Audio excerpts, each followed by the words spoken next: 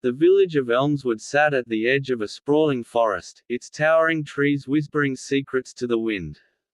It was a place steeped in folklore, where stories of love and loss, magic and mystery, intertwined with the lives of its residents.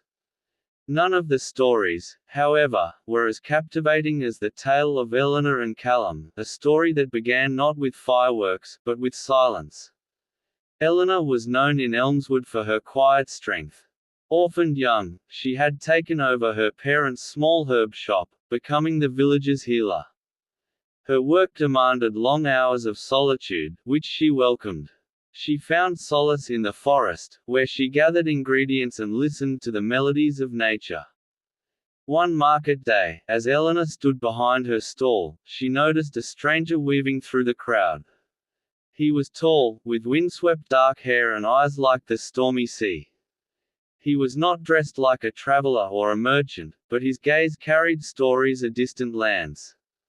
"Who is he?" whispered a nearby vendor. "Callum," came the reply.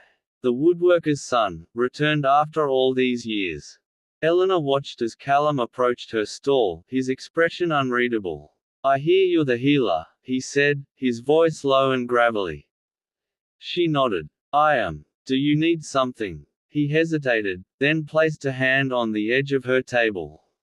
"Not for me. My mother.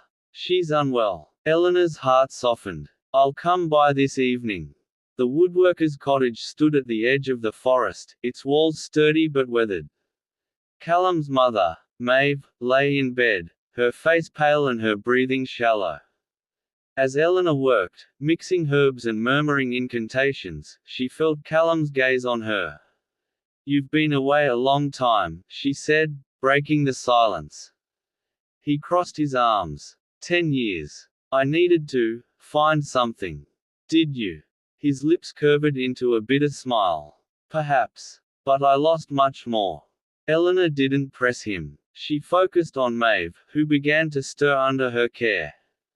But Callum's words lingered in her mind, like an unsolved riddle. Days turned into weeks, and Eleanor found herself visiting the woodworker's cottage more often. Maeve's health improved, and Callum, grateful for Eleanor's help, began to accompany her on her forest trips. "You're different," he said one day as they walked beneath the canopy. Eleanor raised an eyebrow.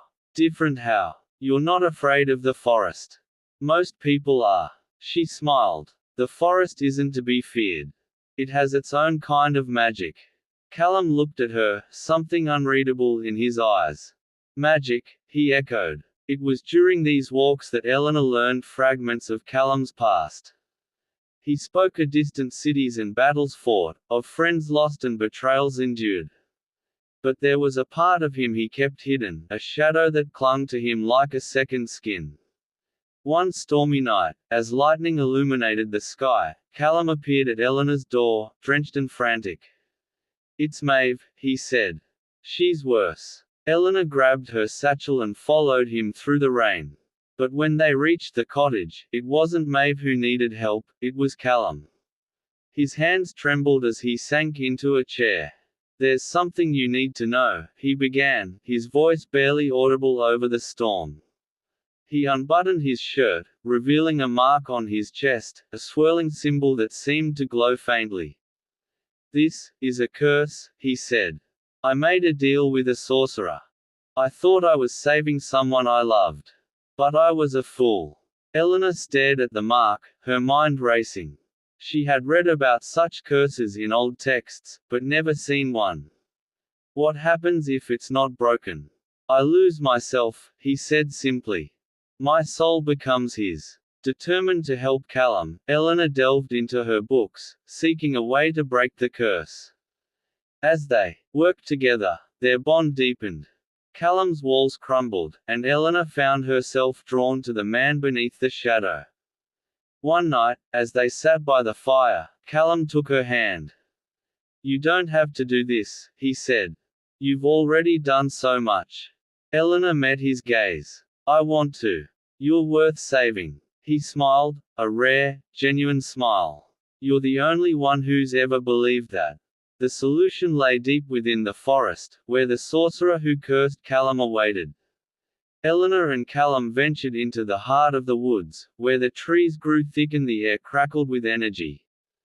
The sorcerer was a figure cloaked in shadows, his voice smooth and mocking. "You've come to break the curse?" he asked, amused. Eleanor stepped forward, her voice steady. "I've come to set him free." The battle that followed was one of wills and wits, magic and sacrifice. Eleanor used every ounce of her knowledge, every bit of her courage. And in the end, it was love, pure, selfless love, that shattered the curse. The sun rose over Elmswood, its light filtering through the trees. The mark on Callum's chest was gone, replaced by a scar, a reminder of what had been lost and found. Eleanor and Callum stood at the edge of the forest, their hands entwined. "What now?" he asked. She smiled. "Now, we live together." And so they did, proving that even in the darkest of times, love can be the light that guides us home.